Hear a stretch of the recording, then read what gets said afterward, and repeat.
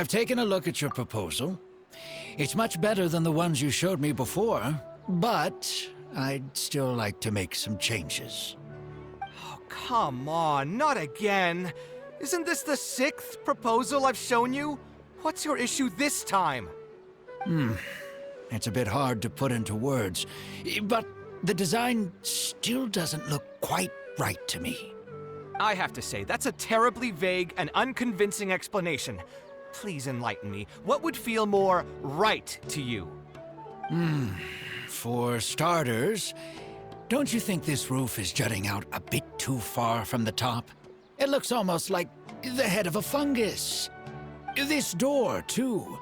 I don't think it needs to be nearly this large. If you could reduce it to around my height, you could use the leftover materials to construct a few more rooms.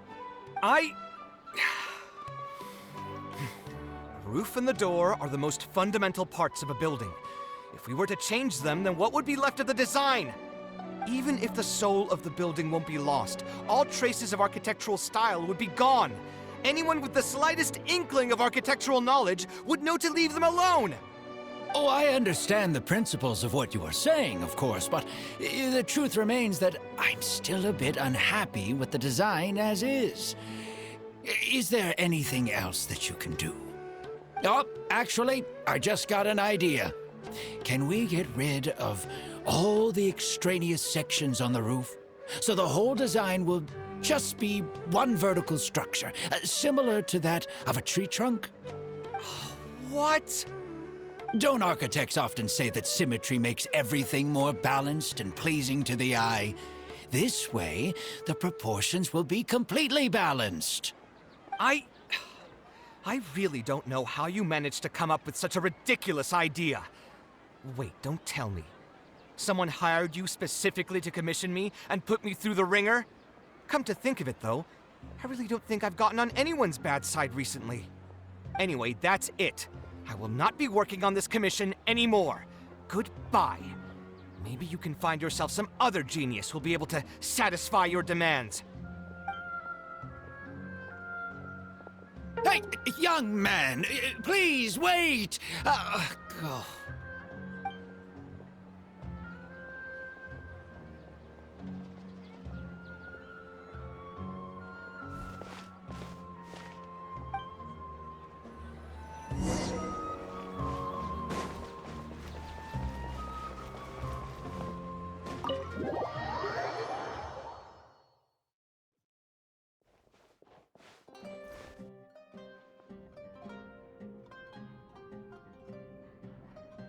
Taking this commission was truly the worst decision ever. Oh, hey, I wasn't expecting to run into you here.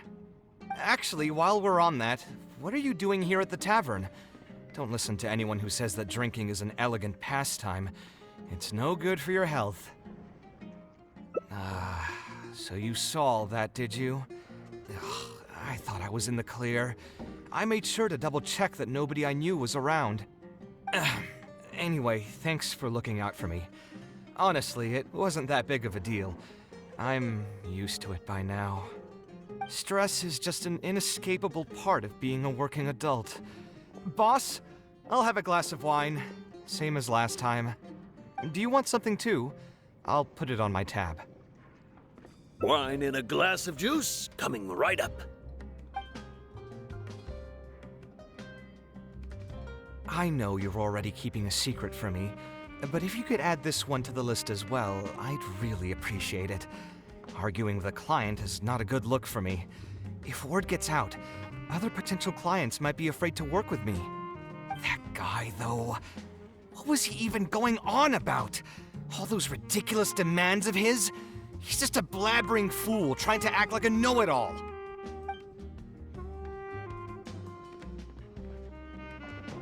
Another glass, please, boss. I'm not leaving today till someone has to carry me out. You've got it, sir. I gotta say, though, it almost feels like you're saying that every other day now. It really is every other day that you'd run into a client who knows nothing about construction requirements or architectural style. If this was in the past, I'd never have gone through 6 whole drafts trying to accommodate the client's preferences. But perhaps getting used to this just means that I've grown numb to it. I've worked on so many projects since graduation, and none of them have been approved at the first pass. I would spend a lot of time altering my designs, and by the time the clients were finally satisfied, all my passion and enthusiasm would be gone. It feels like I'm straying further and further from my artistic vision with every change I have to make. I suppose, though, that just sticking to your guns and completely disregarding other people's feedback would also not be a good thing. All of this makes for a real paradox, one that particularly crops up in my work, too. In the end, what is the true meaning of art? Should I see it as a divine gift of inspiration from the gods, or an expression of the light of my own wisdom? Here's your drink. How are you already spouting nonsense after just one glass? Your tolerance is usually much better than that. Boss, what do you think is the meaning of art? The meaning of art? Really, my friend, who in Sumeru understands art better than you? Anyway, I don't know about art, but I do know that I'm interested in business, and some patrons are waiting to be served. So, you'll have to excuse me for now. Just holler if you need anything. What do you think, traveler? Yes, art shouldn't be self-indulgent entertainment saved for the elite. Let's say that I built a house for someone. If they don't like how it looks, then no matter how brilliant it may appear to me, they won't be happy with it. The problem is that it can be very difficult to get validated by others. I could compromise my personal standards to accommodate my clients, but often that just means creating a final product that I would struggle to look at.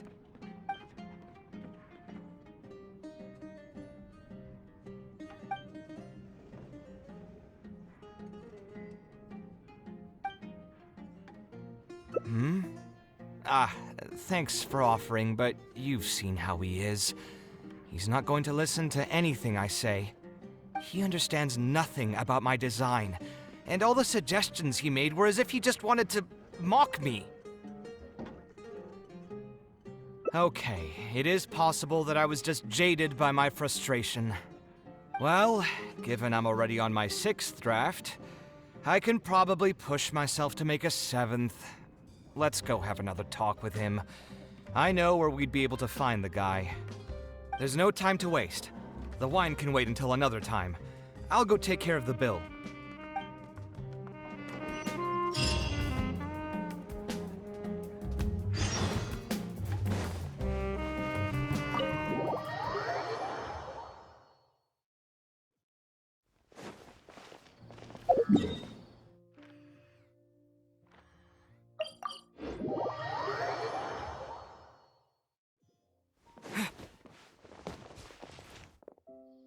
Kaveh, what are you doing here? I've changed my mind. I was overreacting earlier. Can we try discussing the project some more? My apologies as well. Now that I think about it, some of my requests were indeed a bit unreasonable. If I choose you to create the design for my project, I should have a bit more faith in your vision. Thank you for understanding. Mutual trust is the basis for good communication. Now that we've got that out of the way, I think we can have a more productive conversation. To be perfectly honest, your commission request has been the most peculiar one I've ever received. Even now, I still know nothing about the building's intended purpose. All I know is that you want to build something in the desert for public use. I am aware that overly specific requests will restrain the architect's artistic freedom. However, knowing nothing about the intended purpose of the building also means I have no idea if I'm on the right track. I've produced several draft proposals for you to choose from, and you've rejected every single one. If we don't get on the same page, it could be a decade before we can finally break ground on this project. Yes, I've given this some thought already. I think we can go with the general direction of the latest proposal that you just showed me. It's just... Just what? Putting the building design aside, can we get some less expensive materials for the floor tiles? Yeah, I know someone in the business, and the red bricks he sells can go for pretty cheap. The timber here as well. We should be able to find some substitutes. Please give me a moment. My head's starting to hurt again. Just please hold on for a second. So, let me get this straight. You want to reduce the cost of the project, right? But if we implement your suggestions, then I'm afraid we have to scrap the entire design. Architectural design cannot be neatly split into discrete parts. Any change to one part of the design will affect the quality of the whole thing. I decided to utilize high-end timber for this section because the weight-bearing structure requires the supporting materials to be durable and strong. Same with the tiles. Switch them out and the entire mural will have to be redesigned. More importantly, if we make such a change, both its practical functionality and aesthetic value will take a great hit. If all you need is a building with a roof that can keep people dry in the rain, you shouldn't have commissioned me. Many architects would be able to build you one of those while charging far less in commission fees. Actually, Please tell me, are you absolutely sure that there's no room for any changes in this draft of the design? I think the most important thing for me is to understand what you would actually like to get. If you could tell me more about your vision, I might be able to work with the design some more. You are the client, after all. You should have the final say on how the project turns out. I want to build something unique. Something quiet and warm inside. A refuge that can block out the world outside. I want all who enter this building to be able to temporarily forget everything that's going on outside of the building and just focus on their task at hand. That's a bit more information than last time, but it's still extremely vague. To put it another way, every rich person who wants to build a mansion for themselves would request something like this. We've gone through many proposals, and this draft is already the cheapest one. Cutting costs by substituting building materials will not only detract from the overall effect of the building, it also won't save you much more in the grand scheme of things. Thank you for giving it so much thought. Please, give me some more time to mull over the budget. I'll get back to you once I've figured out a solution. I still have a few business meetings that I must attend, so I'm afraid I'll have to leave for now. You can just leave the proposal as is. I'll get in touch once I've given it some more thought.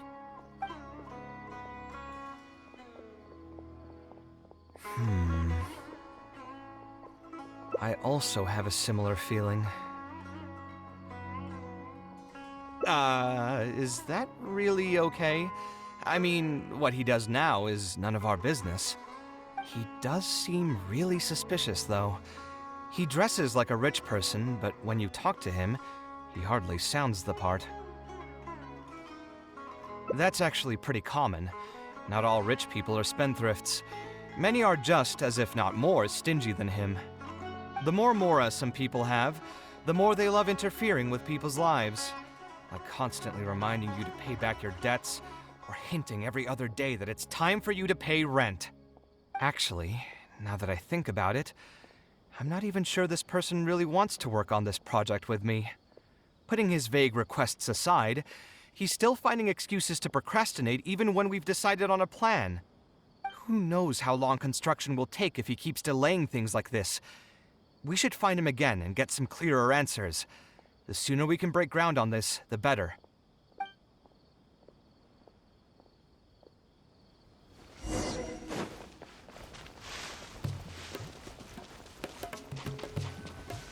Huh? Where did he go? I could have sworn he went this way. Let's keep looking.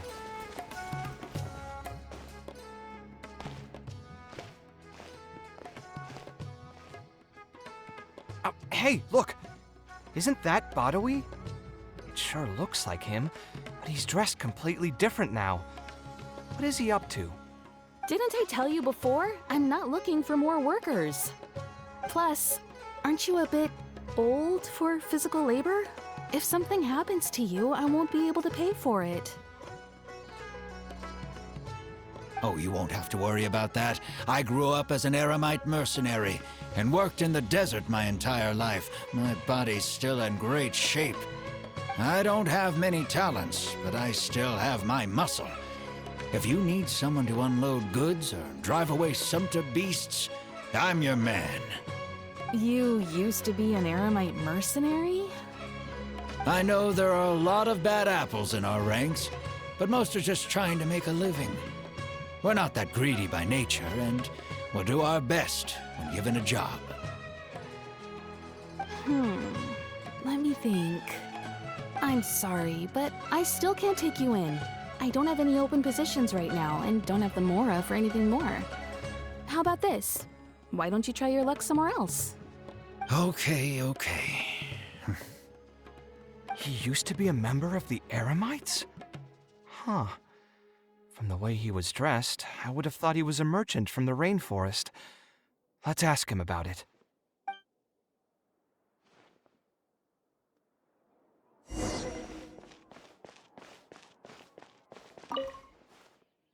We meet again. Huh? Why are you guys here? That's what we wanted to ask you. Who are you? Why did you dress up like a merchant to talk to me about our project? There's no need for us to continue this project if you still want to keep hiding things from us. I don't work with individuals I can't trust. Believe me, I didn't have any bad intentions. It's just... All right, there's no point hiding anything anymore. The building I'm trying to commission you for is not really a personal residence for me, but rather a library for children living in the desert. A library?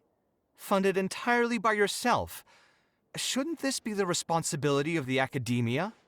I've heard that the academia will be looking to prioritize the desert with the allocation of educational resources and materials. It sent over a large shipment of regular goods just last month. You're right, and I was aware of these happenings as well. I just figured what I want to do is a separate effort from what's already being done by the academia. The desert is too vast. Even if the academia spends a lot of effort trying to disseminate knowledge in those parts, it might still take decades, if not centuries, to reduce the educational gap that already exists between the two regions. And what's more, I don't know if the academia would ever reverse its stance in the future. All I know is that as a desert dweller, we should not wait passively for good things to happen to us. If we only did that, we'd never be able to stand up and hold our heads high. I don't have much longer left on this world, so I just want to use whatever time I have to contribute something to my homeland. I didn't want you to know that I came from the desert. I've lived in the desert my entire life, and there wasn't anyone here that I could trust. I figured I needed as much safety as I could get. To the point that you even disguised your identity? That's certainly taking playing it safe to the next level. Hold on. Don't tell me you've also been scammed before.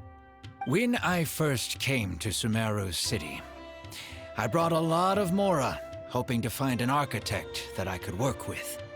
Someone agreed to take on the project, and even took a sum of Mora from me, but then disappeared without a trace. After that, I heard that there are a lot of untrustworthy people in this business. Some would run as soon as they've been paid, while others would deliberately use expensive materials and take a cut of the construction funding. I spent a while collecting information in the city, and eventually learned that you're the most famous architect in all of Sumeru. I figured that you wouldn't need to make Mora by scamming people, so I decided to reach out to you. By the way, how did you know I was scammed? I don't think I've ever mentioned that to anybody. Just a hunch. A while ago, I accepted an offer to work on a project in the desert, and was also scammed out of a large sum of Mora. I ran into someone who was living in a pretty run-down house. I noticed a load-bearing wall on the verge of collapse, and suggested that I build a new house for him. He said that he had no way to pay for it, so I loaned him some of my own mora, and told him to get some stone and timber from the local vendors.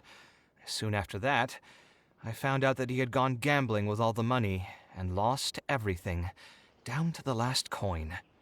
And after that, he even borrowed mora from me twice more, using a different excuse each time. I didn't even suspect him of any wrongdoing until he hired a group of mercenaries and tried to ambush me in his own house. According to him, I looked like an easy target because I was an academia scholar who didn't have any family or friends in the desert. What kind of person would just look at someone else and think, this guy looks like an easy target? Those kinds of things do happen every once in a while, yes. Folks like him are the exact reason why us desert dwellers' reputation have gone down the drain. I must apologize to you on their behalf. It's all right. You were also scammed by someone from Kasharwar after all. I should apologize to you on their behalf. Ultimately, neither of our experiences had anything to do with the desert or the rainforest. People who are new to an area are always easy targets for criminals. Yeah, you'll find both good and bad people everywhere. I can't understand the logic of those who like to take advantage of others, but I have to accept their existence as a fact of life. Anyway, I digress. Let's return to the topic at hand. Did you keep rejecting my designs because you thought I was deliberately using expensive materials to take a cut as a middleman?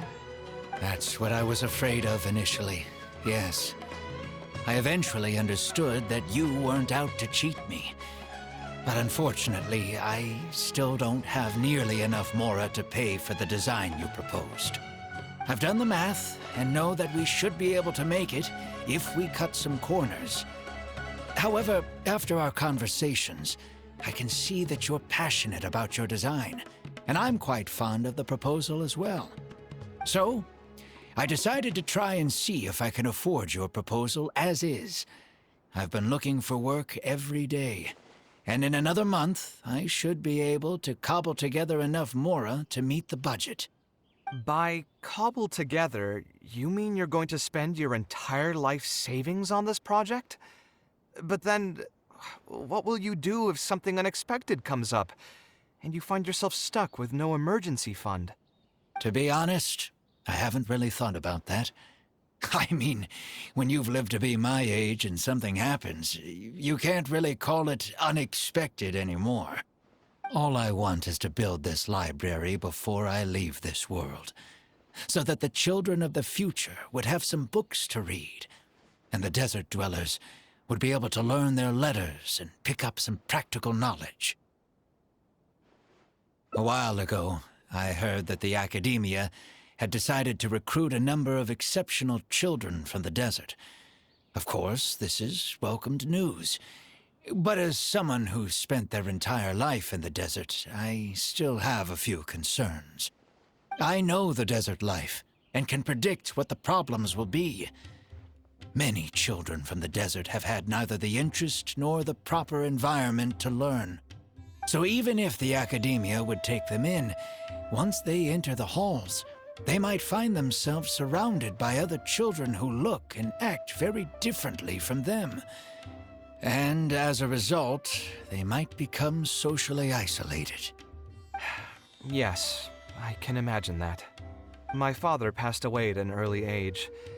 Even though I had a good number of friends during my years at the academia, for some time I still sensed many critical looks in my direction. I'm sure a child coming all the way from the desert will have an even harder time. But let's bring this back to the building itself. I think you said that you want this building to be quiet and warm, with its doors serving as a solid barrier to block out the sound and fury outside, and allow one to focus on the book in their hands. Building it according to the current plan will be quite costly. Even if I don't charge you any commission fees, I don't think we'd be able to keep it under your budget. Any ideas on what we can do?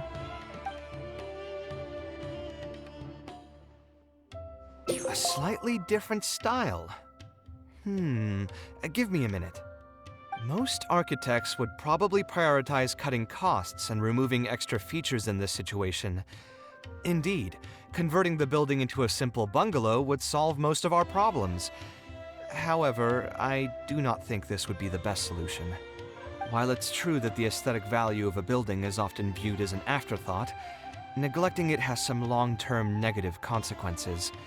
It is especially undesirable in this situation, as the library will serve a high number of children, many of whom would have never been exposed to structures that may be considered elegant or beautiful. To completely give up on the more aesthetic design would mean stripping the children of an opportunity to appreciate the beauty of architecture. I share Badawie's sentiments in wanting to preserve a more complex design. However, if we can reduce the ornate aspects of the design while maintaining its fundamental elegance, which is to say we won't touch the arches and stone pillars but make changes elsewhere, this is definitely a first. To make up for the loss of regular details, we would need to put a lot of extra effort into the layout, lines, and color. I see. Would that really be okay? It just increases the difficulty of the design. You should feel lucky that out of all the architects in the city, you chose to approach me. Most of the others would have given up on this project by now. As for inspiration, I think I might have something in mind, but I'd need to visit the site to make sure. Where do you want this place to be built? Tell me the exact location. Aru Village. Although it wasn't my childhood home, I think it'll be the best site for such a building. Okay, then we can pay a visit to Aru Village. Is there something I can do for you? I've already caused you a lot of trouble before, and now you're revising the design again because of me. Which draft are we even on now? It's making me feel terribly guilty. Let me think. You said you used to be an Eremite mercenary, right? In that case, you could help us clear out some monsters that are blocking the way to Aru Village. We want to keep the roads clear, and reduce the loss of materials during transport to a minimum. If everything goes well, that'll help us save some Mora. All right, just leave it to me. If there's anything I'm good at, it's clearing out monsters. What are you waiting for, then? Let's pack up and get ready to go. Most materials going from Caravan Ribat to Aru Village would pass through here. There are a lot of monsters out here today. If you find it hard to keep up, just let us know. Oh, don't worry about me. This is nothing. I'll be careful, though, and you should do the same.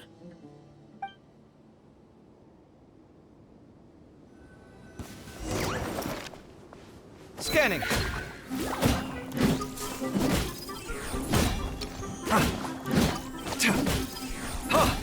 Come at me!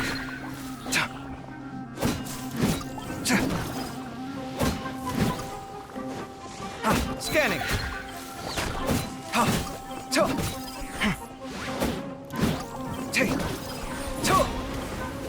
Sight clear!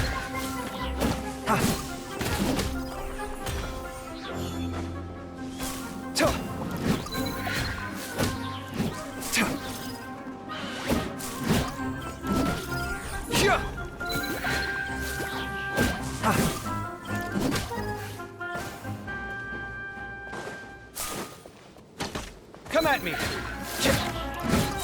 Watch and learn! Sight clear!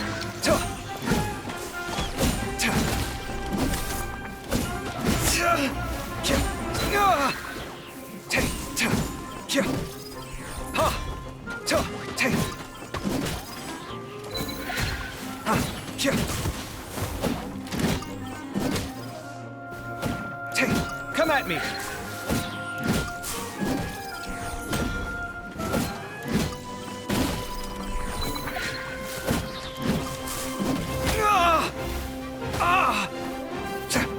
Scanning!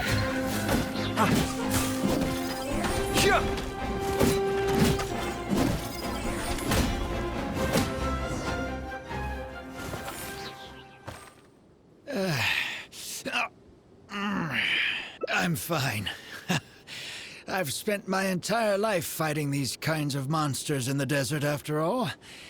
They won't get the best of me. But it's one thing to fight against monsters, and another to fight against an old injury. It's something I picked up when I was young. There were many fights between mercenary brigades back then, and one day someone stabbed me in the back. I don't think much of it back then, but with age, it's caught up to me. Few mercenaries get to enjoy their later years. Failing health tends to take the joy out of reputation and wealth, and many mercenaries never even made much of the latter to begin with. Is there someone you know who can help to look after you? Unfortunately, no. My wife passed away at an early age, and I don't have any children. Sometimes I'd close my eyes and realize most of my life story has already been written. I have many regrets about my past, but at the same time I also know that there were never many options for me in the first place. I joined the Eremites when I was young, and won many battles with them. My survival was more a matter of luck than actual ability. If at all possible, I want future children of the desert to have some more options in life. I don't want them to turn out like me. My apologies. The older we get, the more we tend to ramble. Seems like we've already cleared out most of the monsters. Let's hurry over to Aru Village.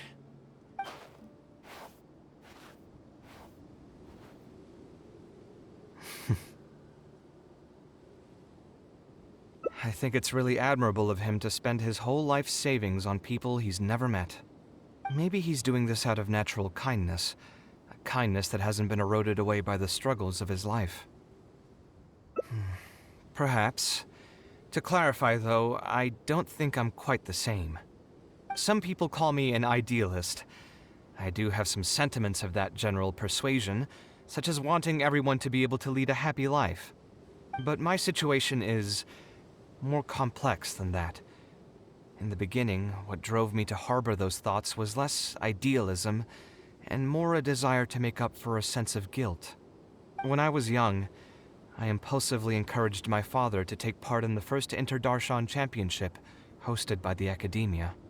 He set off confidently hoping to win something for me, but failed to clinch the title. What's more, he fell into depression after the competition and requested to join an investigative research project in the desert. I never saw him again. Word has it that he got caught in quicksand. Even if other factors may have contributed to his death, the fundamental cause still circles back to me. I started doing many things in life because I wanted to make amends. Even in cases where I couldn't do something for a specific person, I still did whatever I could. I think I just wanted to make myself feel a little better. At this point, even I don't know. I've tried self-reflection, but it didn't help. I can't seem to walk away from many things that I see or hear about, even if they don't directly concern me. And I can't quite pinpoint the source of it. Maybe it's just like what those Vahumana scholars often say. It's hard for people to truly understand themselves. I could be doing things out of endless guilt, or I could be doing them out of a strong sense of empathy. It could even just be a matter of conceit. The potential motivations could number in the dozens, but the actions they result in are the same. Anyway, I suppose I don't really mind being called an idealist. They also used that term to describe my father. It seemed to carry fewer connotations back when he was around. I've known Al-Haytham for many years now, and discussed my ideology with him for nearly as long. Maybe argued is a better word for it. He told me a long time ago that no matter how strong of a swimmer you may be, you'll still get dragged under by the others who are drowning once you run out of stamina. He believes this is the fate that awaits all idealists. I still believe I should live by my ideals, and I've given him countless reasons why I think it's a good idea to do so. Perhaps my ideals are flawed, but are there really any perfect things in this world? Unfortunately, he remains unconvinced. His personality is the exact opposite of my own.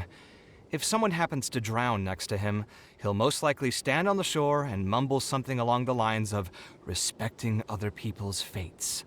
But as you can see, I'm not the only idealist in the world. Just as there are different seasons, there are also different people.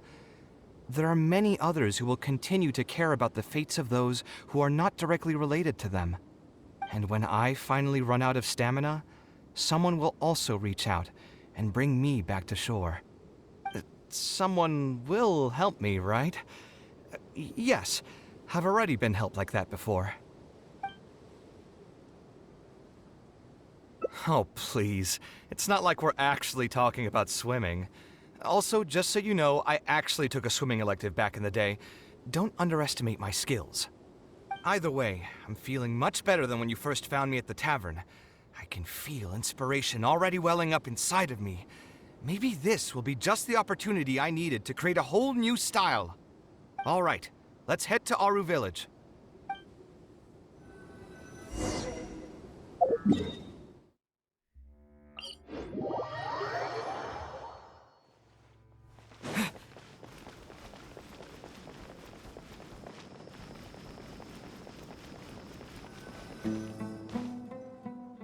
Now that we're here, it's my partner's time to shine. Marak!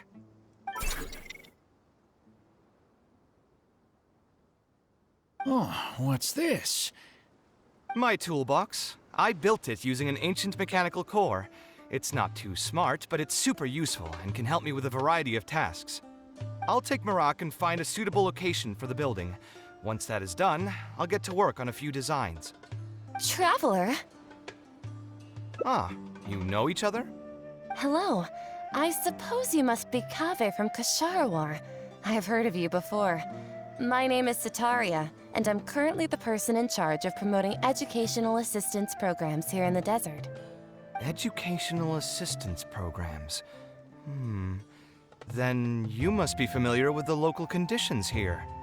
I can't say I'm too familiar just yet, but if you have any questions, I'll try my best to answer them. I've been commissioned by Mr. Badawi to build a library in the desert. We've settled on the general design direction, but we are trying to finalize some details based on the conditions around the intended location. A library? Do you intend to open it to the public for free? That's right. I want to make sure the children will have books to read. That's fantastic! I'm sure the children will be thrilled. Right now, we don't have access to many paper books or a quiet place to read. Truth be told, this very thing has been keeping me up at night. Let me get straight to my questions then. Can you estimate the number of children around here who'd be interested in reading? Besides the usual noise of village pedestrians, are there any other sources of noise in the village? Oh, and have any landslides occurred here recently? And also, where are the spots around the village that have been most affected by wind and erosion?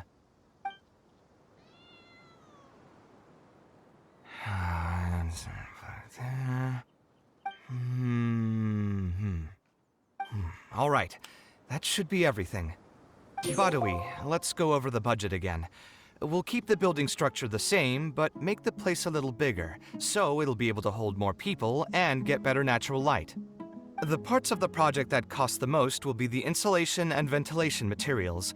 I'm sure you understand, no one likes to read in a place that's hot and stuffy. I want to make significant changes to the arrangement of the bookshelves, tables, and chairs. I'll go over the specifics of that shortly. I have two plans in mind. Both are pretty minimalist in style, but will provide a very different ambiance from the world outside. Our final cost should be around 70% of the last figure I quoted. The whole thing should take around half a year to complete. Marak has produced a sketch for all of you to see. If everyone's okay with it, then we'll proceed with that as the formal plan. The inspiration just came to me naturally. All I did was put thoughts to paper. I must give you credit, though. If it weren't for your advice and suggestions, I probably wouldn't have landed on this new style so quickly. According to the traditions of my profession, I should probably name this style after you. Let's call it the Traveler style. In the meantime, let's look forward to the day when this building is completed and can finally open its doors.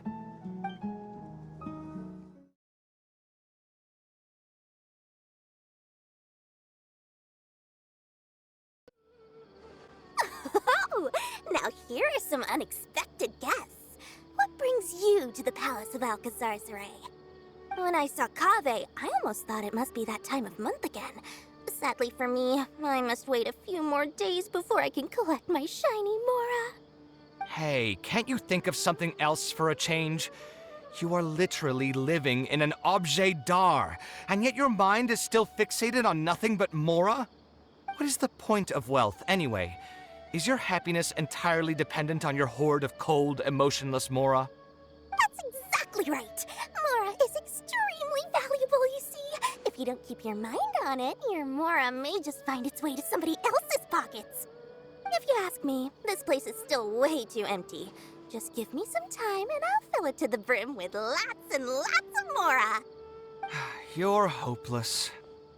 Oh, so you have an actual reason to visit me? All right, let's hear it. Merchants? Why? Is there some kind of business opportunity? Oh, I see. So you're just looking for someone to help you fit the bill. I knew you wouldn't be interested in something like this. Still, you wouldn't refuse just making some introductions for us, would you? Sure, I can connect you with some folks, but with every service comes a fee, you know. A fee? You mean just for introductions? Of course! Making introductions means using my connections and putting my reputation on the line. Why wouldn't I charge a fee for something so important? And since we've known each other for so long, though, I'll give you a huge returning customer discount. How about 500,000 Mora? 500,000? I guess that's okay. But why are you charging a fee before we've even secured any funding? That just doesn't seem right. Besides, by helping us out, you'd be doing a great service to the public. Can't you take your mind off your Mora even for just 1 second and focus on something far more important?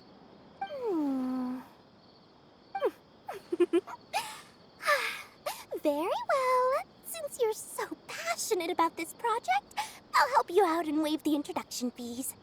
3 of my business partners came by earlier today to discuss some things with me, and they still haven't left yet. I'll arrange a meeting for you, and just so we're clear, it'll be up to you to present your project and discuss any deals. Thank you so much. You can wait here. I'll bring them over to you. Let me think. Where did I put the... Dory gave us a brief introduction about the two of you. You are Kaveh, the renowned architect, and you are the traveler. Practically all of Teyvat has heard of you by now. To be frank, I don't feel like there's an obvious business opportunity here, but since Dory took the time to introduce you, we can spend some time to have a conversation. So, let's hear your idea. All right, here's the situation. I've been commissioned to build a library in the desert, with the intended goal of allowing the desert dwellers to have more access to reading materials. So it's a public welfare project? Correct. Then the commission fees will likely be very low. You should be careful. I'm not too concerned about how much I'll get for the commission fees, actually. I'm fine with doing it for free. I just want to get this project rolling as soon as possible. We're just a little short on funding. So what? You can't possibly expect that we just cover the shortfall for you. Besides, what does a library in the desert have to do with us? If you want to build it yourself with your own Mora. Seems simple enough to me. Hey, there's no need to be so harsh. They are Dory's associates, after all. Here, can you tell us a bit more about what we can gain from sponsoring this project? So we'd mostly be doing it for reputation and exposure? There is some value to that. It could make doing business in the desert a bit easier. Well, just speaking for myself, I've got nothing in the desert. I also have a concern. It feels like there's not much to profit from in the short term. But in the long term, the reputation gain also doesn't sound like it'd offset the cost of the sponsorship. Then how about this? What if, instead of building a single library, we commit to an entire complex of buildings dedicated to culture and education? Wouldn't that just cost more? Yes, but in that case... Mr. Cave, please tell us what you have in mind. I'll just give an example. If we were to build a library and a school near Aru Village, then the desert dwellers would gradually begin to migrate towards the area. A whole suite of buildings will be able to host more traffic, and thus drive the economic development of the entire area. In turn, that would lead to direct business opportunities. I've been to the desert several times. Although there are still many lingering tensions between the two regions, the amount of interaction has been steadily increasing, and in the long term, the desert will only become more and more important to Sumeru. You do have a point. Education in the desert is indeed an industry that has not been tapped into. If we can be the first to place stakes in the area. And you just believe anything he tells you?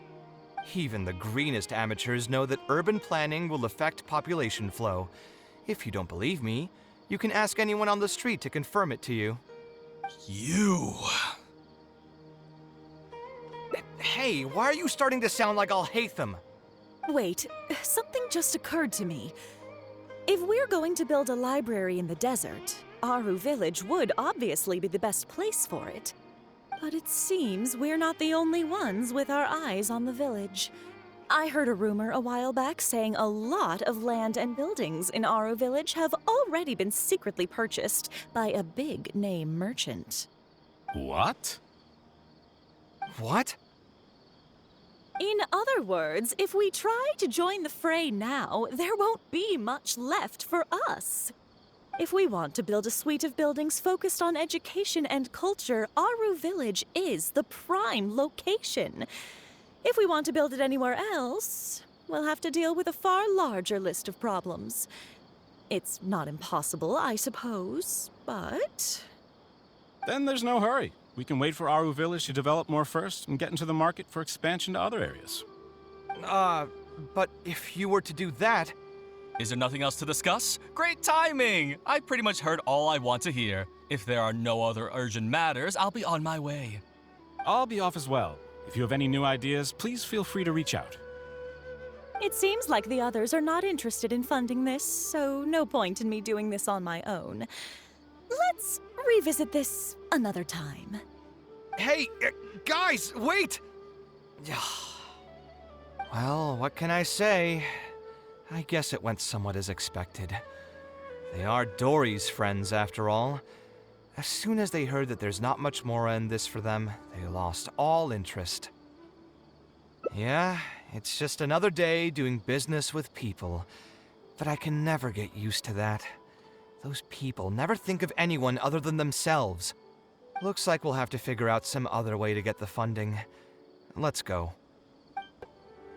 Oh, where did all that passion go from earlier, I take it you weren't able to find a sponsor for your project? Please don't tell me that you're here to mock us. What kind of person do you take me for? Would the kind and generous Lord Sangama Bay really do such a thing? I will say, though, I more or less expected this outcome even before I introduced them to you. You can try to talk up the project all you want, but the facts will remain the same. This project is high investment with slow returns. No sane person would put their money into this. But this isn't just a business project, right? Also, if you already knew no one would want to partner with us, why did you still try to charge me 500,000 mora? You scammer! You might want to remember who your creditor is before you start talking like that, Kaveh. I'll pay back every last coin that I still owe you, but that's a completely different matter. Alright, since you're so devastated about this, I'll set you up for dinner with another big-name merchant. In fact, I'll be inviting the most famous merchant in all of Sumeru, so I'll be counting on your performance. What? Really? I would like to sincerely apologize for my attitude just now. So, where would we be meeting this merchant? Follow me. Oh, I suppose both of you can come.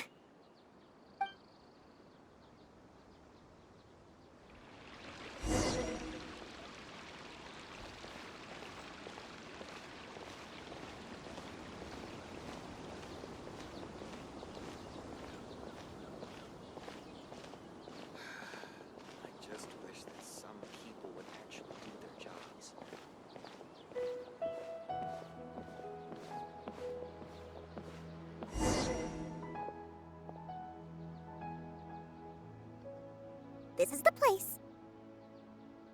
You said you're going to introduce us to the most famous merchant in Sumeru. Well, where are they? You still don't get it, huh? The most famous merchant in Sumeru. Huh? So you meant yourself all along? Then why did you bring us here?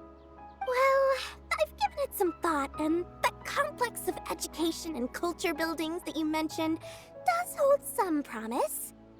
It'll be a pretty big Mora sink, and I'll have to fund it all on my own, but that's not really a problem for me. Seriously? Where's this generosity coming from so suddenly? Are you trying to scam me again? The reasons are not important. What's important is that I'm willing to help you. However, you know just as well as me that once this project actually breaks ground, it'll start sucking Mora from my pockets like crazy. So, to cut costs...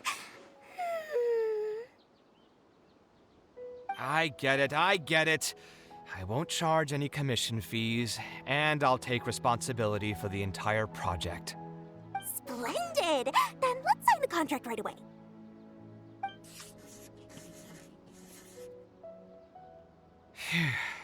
This way, the children of the desert will have some books to read. Their lives should improve a bit after this. Of course, there are a few things better than using my knowledge to help other people change their fates. I must thank you as well, Dory. I used to say you only cared about Mora, which might have been some prejudice on my part. Sorry for that. I will also try to pay back my debts as soon as possible. Now, let's have a quick discussion. Where would you want the library to be built? That will be the most important building. There's no rush. I'll provide you with a copy of the deed when we get back. You can just use the address on the document to find the lot. Huh? The deed? So hold on a sec. The person who has been buying up everything around Aru Village was you all along? Oh my, did I not tell you about that? Yep, yours truly has been buying up all the land. I must thank you for bringing your ideas to me. Before our conversation, I had no idea what to build on all those lots. So, from my perspective, this has been a great turn of events. I didn't put much in and easily got a lot in return. But what about my commission fees? Huh? Didn't you waive those yourself? I was just gonna say that to cut costs. We mustn't procrastinate and should start construction as soon as possible. But before I could finish my sentence, you volunteered to waive your commission fees and even promised to take responsibility for the whole project from start to finish. I am so touched, really. It's obvious that you used every trick in the book to deceive me. You deliberately paused for a long time while talking about the project and kept glancing at me with that menacing look in your eyes. Huh? You really think so? Well, the contract's already been signed, so there's no point in dwelling on the details. You know what? I'll pay for tonight's dinner.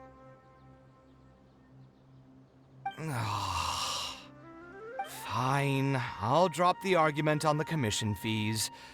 But since you said you're paying for dinner, I'm going to order the best dishes and booze this place has to offer, and lots of it. Tonight, we're feasting until I've recouped my full commission fees.